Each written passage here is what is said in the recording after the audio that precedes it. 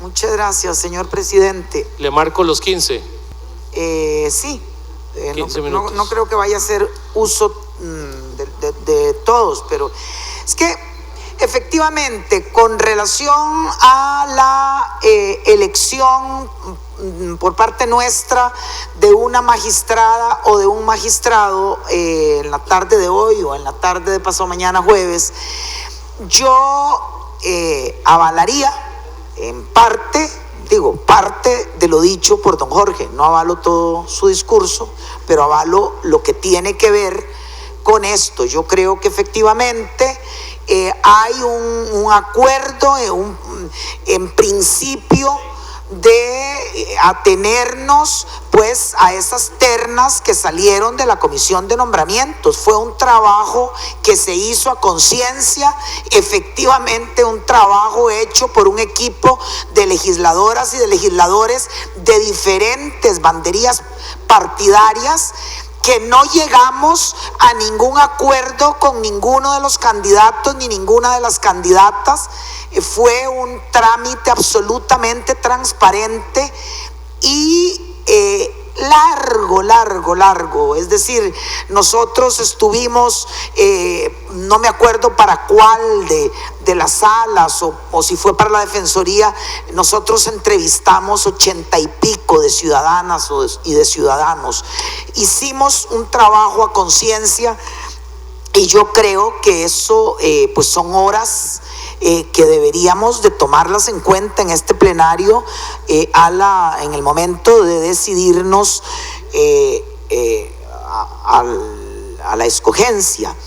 En ese sentido, pienso y desearía que aquí impere ese respeto a lo que ahí se decidió, y que nos atengamos a las sugerencias hechas por la comisión de nombramientos. Yo quisiera aprovechar algún momento de estos minutos que tengo para referirme a una situación que ahora hace un rato comentaba con el diputado Redondo, con don Mario Redondo.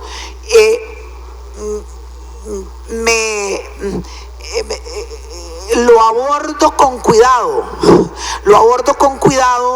porque yo no tengo relación ninguna con la Casa Presidencial, ninguna.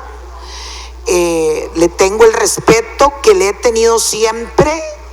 Pues yo tengo más coincidencias con los que hoy habitan la Casa de Zapote, pero siempre he tenido el mismo grado de respeto por quienes han ocupado ese recinto. Es decir, han sido elegidos en un proceso en donde la ciudadanía se ha pronunciado y por lo tanto merecen mi respeto personal y han merecido siempre el respeto de del partido político en el que he militado.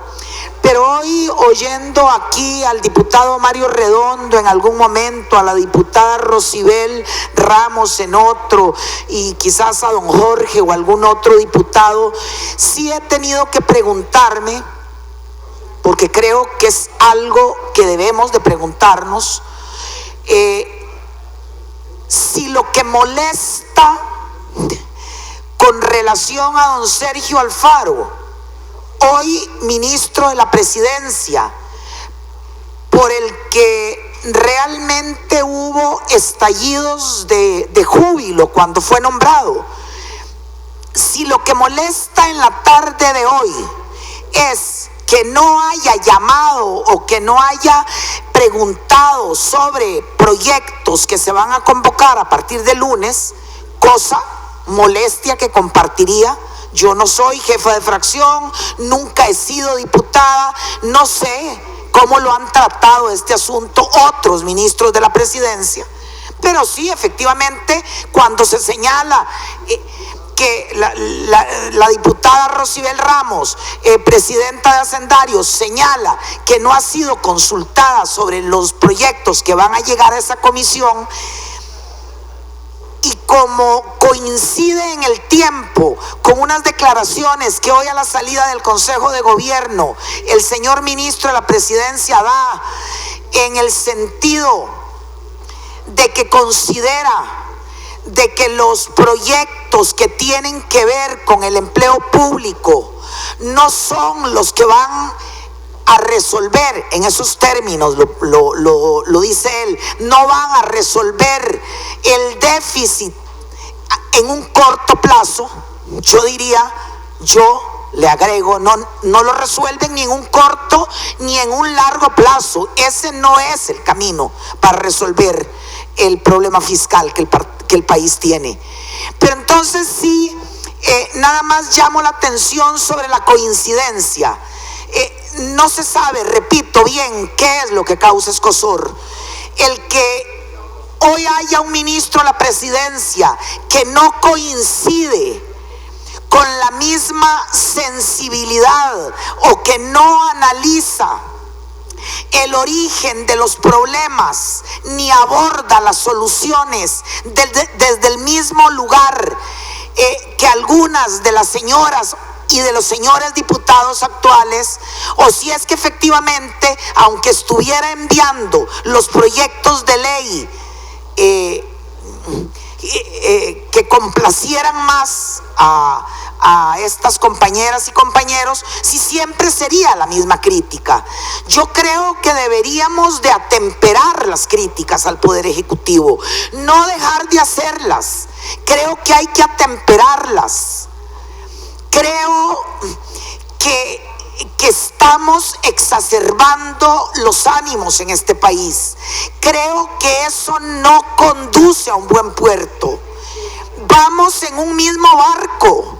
El señor presidente de la República y nosotras y nosotros vamos en el mismo barco. Don Mario Redondo lo señalaba también ahora cuando conversé con él. No es solo el Partido Acción Ciudadana quien puede terminar aquí debilitado. No, señoras y señores, son todos los partidos políticos. Es la clase política como un todo y es el bienestar de nuestra ciudadanía, que es lo más grave. Nosotros no podemos seguir tensando una cuerda. Hay criterios. Por primera vez, la casa presidencial está ocupada por una fuerza política animada, vamos a poner así, animada, yo no sé cuánto realizarán o cuánto no, animada por esa necesidad de cambio que la ciudadanía de una manera abrumadora pidió en las elecciones presidenciales pasadas. Y era un cambio ¿a qué? Era un cambio a un modelo que se implantó en este país y que no dio buenos resultados, compañeras y compañeros. Pero no hagamos las del avestruz. Aquí no se trata de hacer señalamientos personales. No soy dada a hacer señalamientos personales. No soy dada a eso. Aquí, como algún ser muy cercano a mí, tengo que decir: permítanme un momento, pero en el mundo de mis afectos mando yo. Yo no quiero que aquí se me diga con quién puedo hablar, con quién no, a quién tengo que odiar o a quién no. No pasa por banderías políticas y partidarias. Pero sí creo, de eso sí estoy convencida, de que nosotros debemos de pararnos a pensar. Efectivamente, hoy Zapote, la casa presidencial, está ocupada por una fuerza llevada hasta ahí por una mayoría ciudadana que pedía un cambio. Yo no estoy entrando, repito, a explicar si lo están llevando a cabo o no. pero a eso responden, y eso parece ser lo que casi no se soporta. Entonces no hay manera de que estos señores y señoras queden bien. Hoy lo decía yo con relación a 1000 cosas que han sucedido. Es que se deslizan 1 milímetro y en vez de adquirir nosotras y nosotros y las diversas fuerzas políticas una actitud mesurada, una actitud patriótica, perdón que aluda a ese término tan sagrado realmente, pero una actitud patriótica, no empujemos este país a una crispación política. No podemos hacerlo, porque nos vamos a sentir directamente responsables. Entonces yo pienso que el asunto que hoy desvela al país entero, que puede ser la manera como resolver una situación fiscal que no es catastrófica, pero que tampoco es satisfactoria. No podemos pensar que es que solo un lado va a ceder. Resulta que aquí solo es reducir los salarios. Yo sobre esto creo que es necesario que nosotros muy rápidamente revisemos cuál es la situación de los derechos laborales, tanto en el sector público como en el privado. Así como considero que es necesario mostrar que existen grandes diferencias entre esos dos sectores en términos de lo que es el empleo calificado y el no calificado. Los datos que voy a utilizar son extraídos de la encuesta continua del INEC de empleo del primer trimestre de este año. En este periodo de 1,5 millones de trabajadores asalariados en nuestro país, el 18% son asalariados del sector público y el 82% son del sector privado. En el mercado laboral nuestro se reporta un total de 300 y pico mil empleos en ocupaciones altamente calificadas, de las cuales la mitad prácticamente son del sector público. En este sentido, el Estado tiene mucha importancia en la generación de empleos para personas trabajadoras altamente calificadas. Solo una quinta parte del total, como ya dijimos, del total de asalariados en Costa Rica trabajan en el sector público. La inmensa mayoría lo hacen en empleos calificados altamente. De los 275,000 puestos del sector público, 193,000 son cargos altamente calificados. Somos un país, es porque creo que hemos perdido la posibilidad de ver el bosque, porque nos hemos dejado llevar a la trampa de ver cuánto gana un peón del ICE, un chofer de la Universidad de Costa Rica. Ayer, cuando yo desfilé desde el ICE hasta este lugar, rodeada de unos señores que, por ejemplo, me decían: usted no me recuerda. No, es que yo fui una vez a su casa a instalarle algo de internet. Es que hay que verlos. ¿O es que alguien piensa que son los privilegiados los que desfilaron ayer? No, no son miserables. No son miserables. Por eso este país ha sido distinto. Señor presidente, si usted me permite 5 minutos más de mi tiempo. Sí, no, usted tiene más tiempo, era que el acuerdo decían que 15, pero usted está en todo su derecho de utilizar todo lo que... Voy a terminar muy pronto, don Rafael, muchísimas gracias. Con mucho gusto.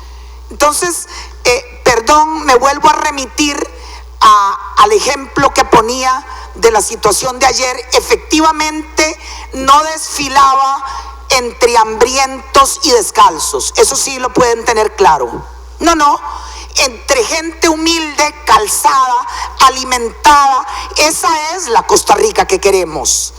Es que la Costa Rica que no queremos está en las piñeras, en las bananeras, en las yuqueras. Ahí está el país que no queremos. Ahí donde una mujer se muere de inflamación de los riñones y no puede ir a la caja porque el patrono se ha robado la cuota de la caja. Ese país no lo quiere el Frente Amplio y sé que no lo quiere ninguno de ustedes.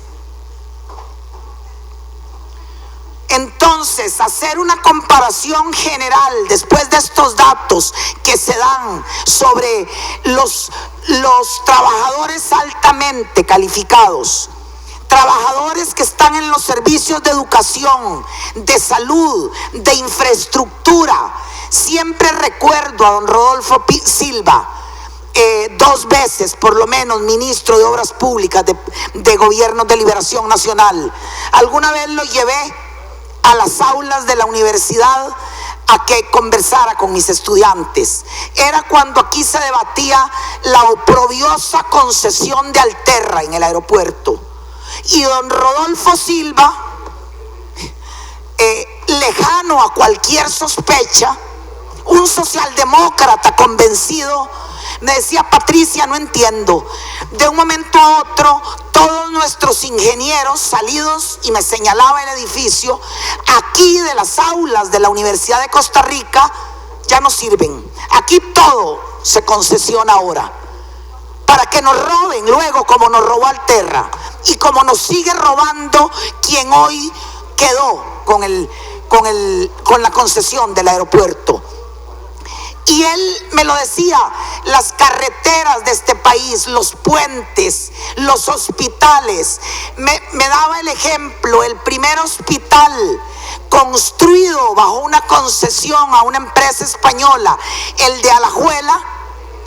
Por ejemplo, uno de los detalles que no tomaron en cuenta los iluminados que vinieron a hacerlo es que las puertas de los ascensores eran más angostas y no cabían las camillas. Y don Rodolfo, indignado, me decía: hemos dejado de querernos y de tener confianza en nosotros. Es esa mano de obra calificada, esa es la salida de la que es salida, los profesionales salidos de nuestras universidades, los médicos salidos de nuestras universidades. ¿Cuáles han sido los indicadores de salud en nuestro país? Son indicadores que han sido de país desarrollado. Son un cuerpo de enfermeras y enfermeros altamente codiciados en los Estados Unidos. Eso es lo que sale de nuestras universidades, de esas que según don Otto dilapidan el dinero. Y esos técnicos del ICE que gracias a los cuales no tenemos apagones como hay en el resto casi del planeta, gracias a los cuales se nos reinstalan los servicios con una prontitud que no se hace ningún. Esos son del Instituto Costarricense de Electricidad, calificado ya desde antes del combo, es decir, desde hace 16 años, casi de chatarra. Y como leíamos ayer en la marcha una carta que José Merino le enviaba en el 99 a don Jorge Manuel Dengo y le preguntaba de a dónde tanta gritería contra el ICE. Y él mismo se respondía: de los mismos sectores que gritaron en la década de los 40, cuando aquí se dieron las garantías sociales, o cuando se dio el Código de Trabajo, o cuando a inicios de la década del 50 se nacionaliza la banca. Son los mismos sectores los que además, y con esto termino, han sido permanentemente beneficiados de nuestro Estado. Esa clase empresarial poderosa de nuestro país se ha hecho poderosa y grande porque ha tenido subsidios, porque ha habido certificados de abono tributario, porque ha habido incentivos turísticos, porque ha habido zonas francas, porque no se nos permite vigilar que no se violenten los derechos laborales en las bananeras. Y entonces se pagan salarios de hambre en muchas de ellas.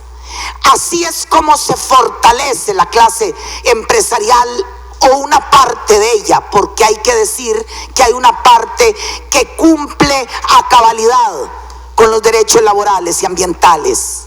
Ellos no son los que vociferan. No, es que hay algunos que, habiendo metido mordiscos que les van a causar indigestión, no quieren que aquí se tome ninguna medida en ningún sentido para hacer más justa la remuneración a miles de costarricenses que en el sector privado no les alcanza el salario para llegar a fin de mes. Muchísimas gracias, señor presidente. El resto del tiempo yo me lo guardo para otro momento. Gracias, diputada doña Patricia Mora.